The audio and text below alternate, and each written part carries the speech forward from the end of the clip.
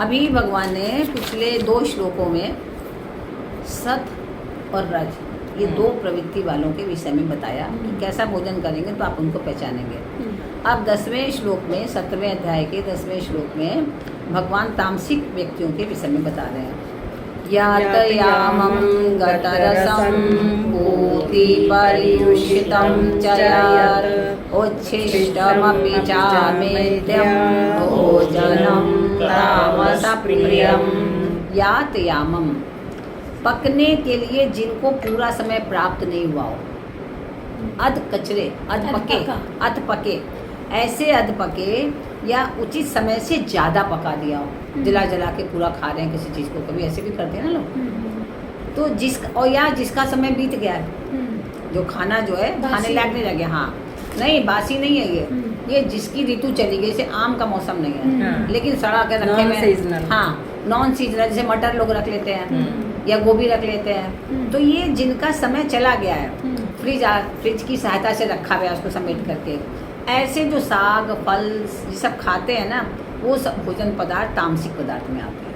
ऐसी चीज़ें हमें नहीं खानी चाहिए क्योंकि उनमें तत्व नहीं रहता। फिर आपको देखो मटर रखी हुई आप खा लो, वो टेस्ट नहीं आएगा जो ताजी मटर का है। वो तो है ही, है ना।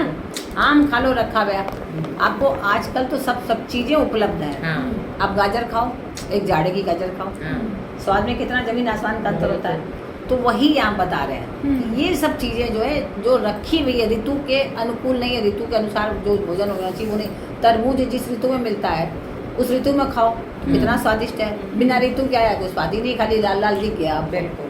तो इसलिए बता रहे हैं कि ये सब जो भोजन है ये सब तामसिक में आते हैं। गत रसम, अब धूप आदि में रखने के बाद जिसका जो है रस खत्म हो गया है, जैसे दूध को रख देते हैं, सुखा देते हैं, बच्चों का दूध का पाउडर बना देते हैं जैसे, है ना।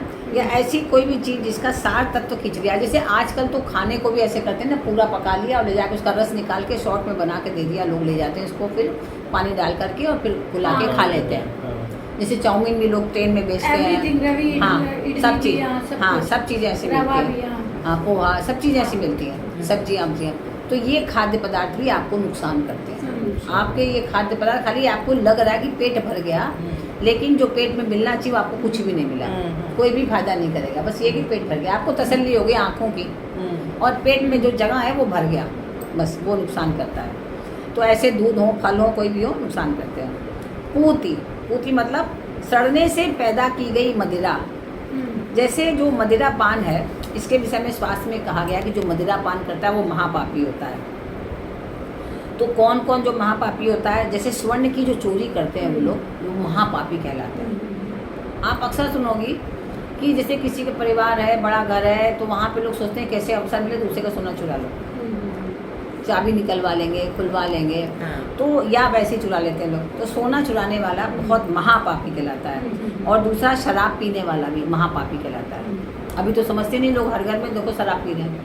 शराब पीने वाला भी महापापी कहलाता है। और कौन कहलाता है, जो गुरु पत्नी से रमण करने लगता है, वो भी महापापी कहलाता है। जैसे चंद्रमा ने किया था, अभी कहानी सुनाएंगे, ये भी बहुत लंबी है।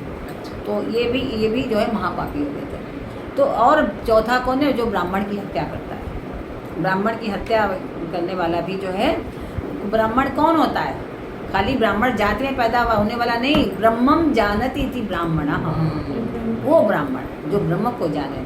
तो ऐसे ब्राह्मण की हत्या करने वाला भी महापापी होता है। तो मदिरा पान सर्वथा क्या है, निंदनीय है, ये वंदनीय नहीं है। तो मांसाहार से भी अधिक निंदनीय पतन करने वाला मदिरा पान माना जाता है।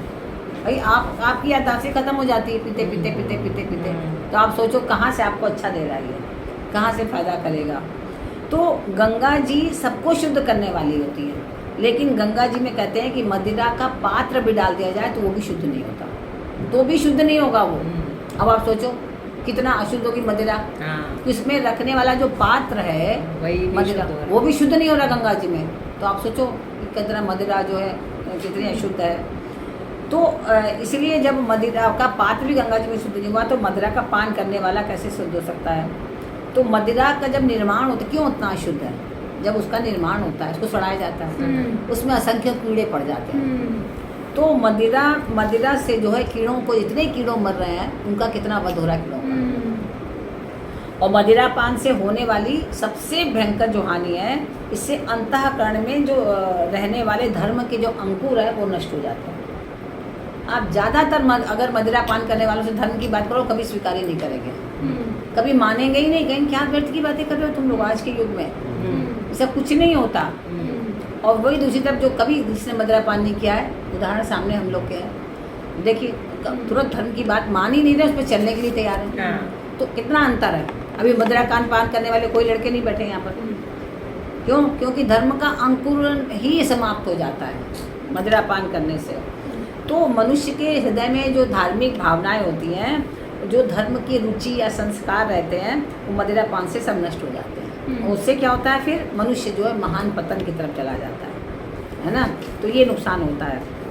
और जो अम्बासी पर्युषितम, पर्युषितम क्या है कि जल और नमक मिलाकर जो बनाए हुए साग रोटी, जैसे बहुत से लोग आटे में ना नमक डाल के बनाते हैं, है ना। और जैसे सब्जी में जो का नमक पड़ता ही है। तो ये जो चीज़ें हैं, हमारे शास्त्र ऐसा कहते हैं कि जब रात निकल गई तो ये बासी कहलाते हैं। चाहे ऐसा रखा हुआ आटा हमने फ्रिज में क्यों नहीं रखा है, वो फिर यूजलेस है। नमक डला हुआ, हाँ नमक डला हुआ है, वैसे भी बासी।